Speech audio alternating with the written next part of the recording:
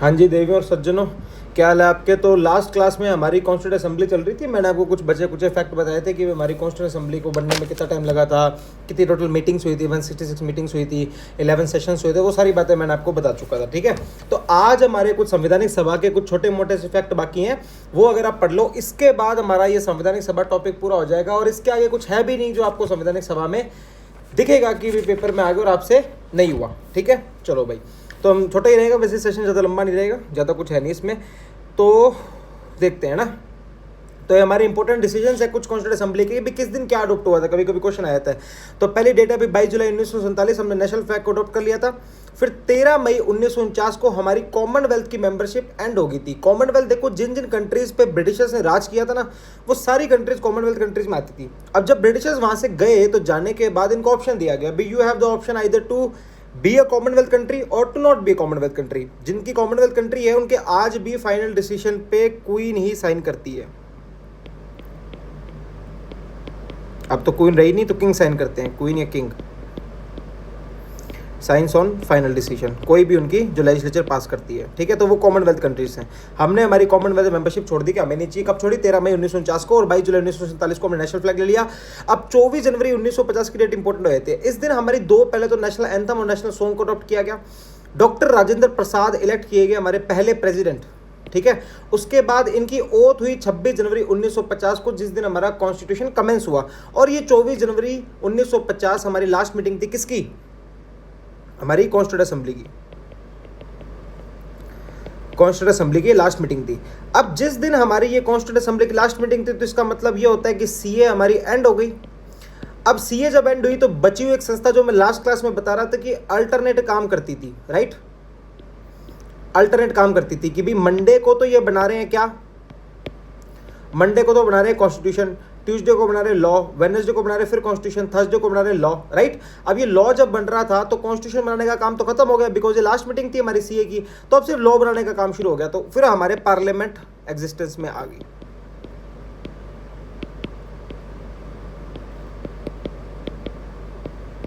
Existence, हालांकि अभी ये एग्जिस्टेंस सिर्फ उसके इंटरिम गवर्नमेंट के साथ था, अभी पूरी सरकार नहीं बनी थी, पर इंटरिम गवर्नमेंट बन गई थी। ओके, अब ये इंटरिम गवर्नमेंट के साथ हमारा एग्जिस्टेंस था। इंटरिम गवर्नमेंट के बाद क्या होगा? 1952 में चुनाव होंगे, और 1952 के इलेक्शंस के बाद प्रॉपर गवर्नमेंट बन जाएगी। के बाद प्रॉपर इलेक्टेड गवर्नमेंट बन जाएगी। यहां तक कोई दिक्कत हो तो बताना, ठीक है। यहाँ तक आपको सारा समझ में आ गया होगा कि प्रॉपर इलेक्टेड गवर्नमेंट कैसे बन जाएगी। ठीक है, तो 24 जनवरी 1950 को हमारे जो देश के पहले राष्ट्रपति चुने गए डॉक्टर राजेंद्र प्रसाद। उसके बाद 24 जनवरी 1950 को हमने नेशनल फ्लैग, नेशनल एंथम लिया, सॉरी नेशनल सॉन्ग और नेशनल एंथम। और इसी दिन हमारी लास्ट मीटिंग थी संवैधानिक सभा की। डॉक्टर राजेंद्र प्रसाद जो चुने गए थे, इनके जो साइनिंग लेटर था उस पर 282 मेंबर्स का समर्थन था कि हाँ ठीक है, doctor Rajendra Prasad is our elected president, and he took the oath on 26 January 1950, but he was appointed as a president on 24 जनवरी 1950। 13 मई 1949 कांग्रेस की अपने ये कॉमनवेल्थ की मेंबरशिप रेटिफाइड। 22 जुलाई 1947 हमारा नेशनल फ्लैग हमारे पास था।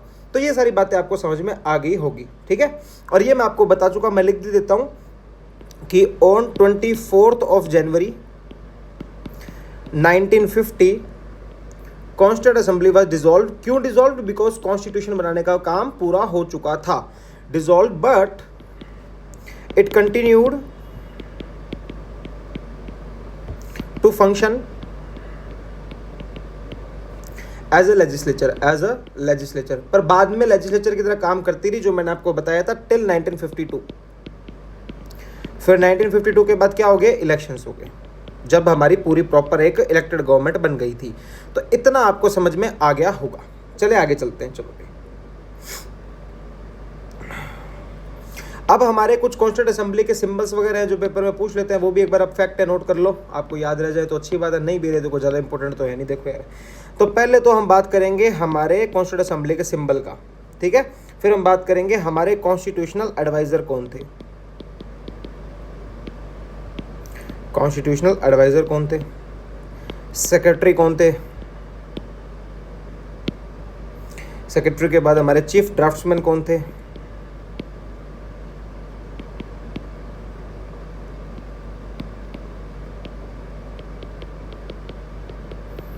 ठीक है।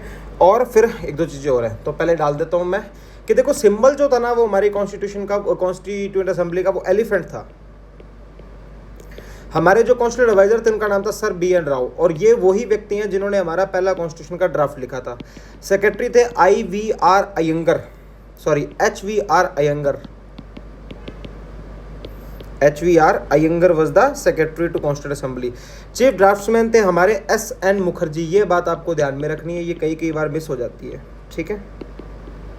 तो एक आपको ड्राफ्ट की थोड़े एक एक्स्ट्रा पॉइंट बता देता हूँ कि हमारे जो ड्राफ्ट्स ऑफ कॉन्स्टिट्यूशन थे, ड्राफ्ट्स के बारे में ये पॉइंट है कि पहला ड्राफ्ट जो था वो तो दिया था हमारा सर BN राव ने, सर BN राव ने। उसके बाद हमारा जो फाइनल ड्राफ्ट दिया था वो दिया था डॉक्टर भीमराव अंबेडकर के अध्यक्षता में,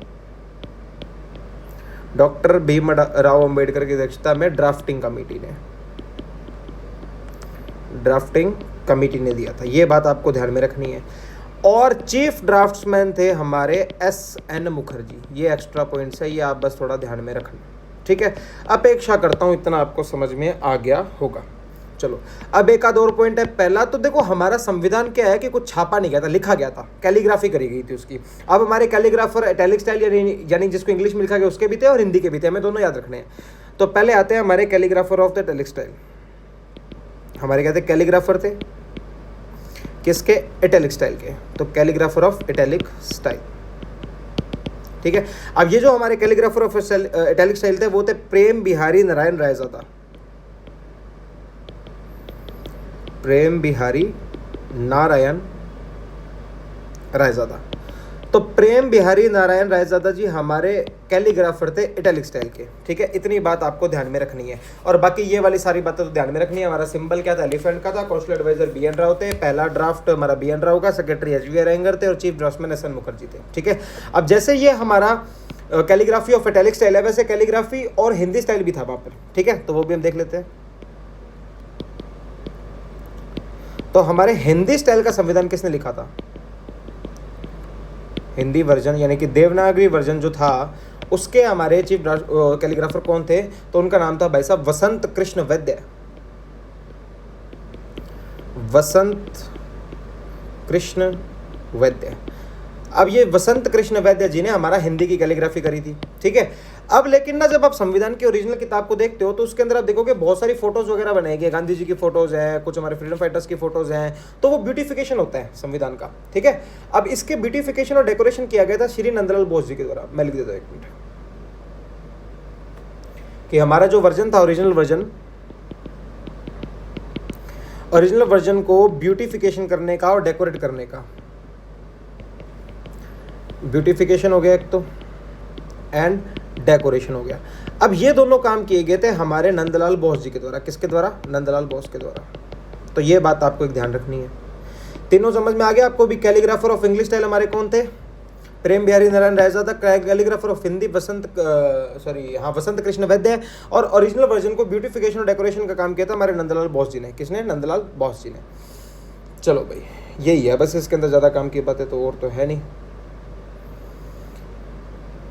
सॉरी थोड़ा सा कंफ्यूजन, नंदलाल बोस अकेले नहीं थे, इसके अंदर एक और व्यक्ति थे जिनका नाम था राम मनोहर सिन्हा, ठीक है। तो नंदलाल बोस एंड राम, मैं वही सोच रहा कुछ तो ब्लंडर हुआ है यार, क्योंकि एक जगह राम मनोहर सिन्हा का नाम आता है और वो मैं भी बताता हूँ, ठीक है। तो नंदलाल बोस ने और राम मनोहर सिन्हा ने दो बंदों ने मिलकर ब्यूटिफिकेशन और डेकोरेशन का काम किया था हमारे संविधान का। और प्रीएम्बल की ब्यूटिफिकेशन सिर्फ राम मनोहर इन्होंने सिन्हा ने की थी, ठीक है। तो प्रीएम्बल जो था, प्रीएम्बल की ब्यूटिफिकेशन सिर्फ राम मनोहर सिन्हा ने की थी, प्रीएम्बल की।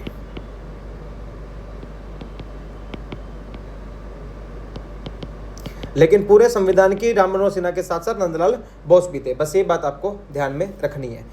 अब इतना ही है। देखो वैसे तो संवैधानिक सभा के अंदर पूरा, क्योंकि संवैधानिक सभा में जो क्वेश्चंस पूछे जाते हैं वो इसी के अंदर से पूछे जाते हैं। अब ऐसे तो फैक्ट्स आप कितने मर्जी इकट्ठे करते रहो, लेकिन इसके बाहर आपका 99% चांस ये है कि पेपर में नहीं जाएगा, ठीक है। एक बार मैं पूरा रिवीजन करा देता हूँ आपको। देखो हमारे कुछ इंपॉर्टेंट डिसीजन लिए गए थे संवैधानिक सभा के द्वारा। पहले तो 22 जुलाई 1947 को जिस दिन हमने हमारा नेशनल फ्लैग अडॉप्ट किया था, 13 मई 1949 को हमने हमारी कॉमनवेल्थ की मेंबरशिप रेटिफाई कर दी थी, 24 जनवरी 1950 को हमारे आदरणीय डॉक्टर राजेंद्र प्रसाद जी को देश के राष्ट्रपति बनाया गया, नेशनल सॉन्ग नेशनल एंथम चुना गया, 288 मेंबर्स ने वापस साइन किया था, 26 जनवरी 1950 को ओथ ली थी, संविधान की लास्ट मीटिंग थी। ठीक है, लास्ट मीटिंग होने के बाद कॉन्स्टिट्यूंट असेंबली हमारी एंड हो गई थी, बिकॉज पार्लियामेंट अपने बाकी फंक्शंस करने लगी थी 1952। उसके बाद क्या होता है, 24 जनवरी 1950 कॉन्स्टिट्यूंट असेंबली डिसॉल्व हो गई थी और बाकी काम 1952 के करने लगी थी। कुछ सिंबल्स की हमने बात करी थी, सिंबल जैसे कि एलिफेंट का सिंबल है। उसके बाद कॉन्स्टिट्यूंट एडवाइजर हमारे सर बी एन राव जिन्होंने पहला ड्राफ्ट भी लिखा था, सेक्रेटरी HVR अयंगर और chief draftman S N Mukherjee साहब थे। ठीक है, एक्स्ट्रा बता दिया आपको, ड्राफ्ट में पहला बी एन राव को होगा, फाइनल ड्राफ्टिंग कमेटी का होगा, चीफ एस एन मुखर्जी होगी। अब हमारे कुछ कैलीग्राफर्स की बात करते हैं। हमारे संविधान को लिखा गया, आज से जो इंग्लिश वाली राइटिंग है वो है प्रेम बिहारी नारायण राजा की, हिंदी के बसंत कृष्ण वैद्य की, ओरिजिनल वर्जन को ब्यूटिफिकेशन और डेकोरेशन किया गया हमारे नंदलाल बोस के द्वारा और साथ में राम मनोहर सिन्हा के द्वारा। ये जो बेहर राम मनोहर सिन्हा है, इनके द्वारा हमारे प्रेमबल को भी रेटिफाई किया गया, सॉरी ब्यूटिफाई किया गया। तो भाई ये था हमारा constituent assembly is completed. Constituent assembly is completed. अब हमारी संवैधानिक सभा पूरी तरह से कंप्लीट हो गई। इसके बाद इसके अंदर कुछ नहीं है, हम अब अगले चैप्टर पे चलेंगे। ठीक है, तो भाई आज की क्लास के लिए जी बहुत बहुत धन्यवाद आपका, थैंक यू वेरी मच। फिर मिलते हैं अपनी नई क्लास में।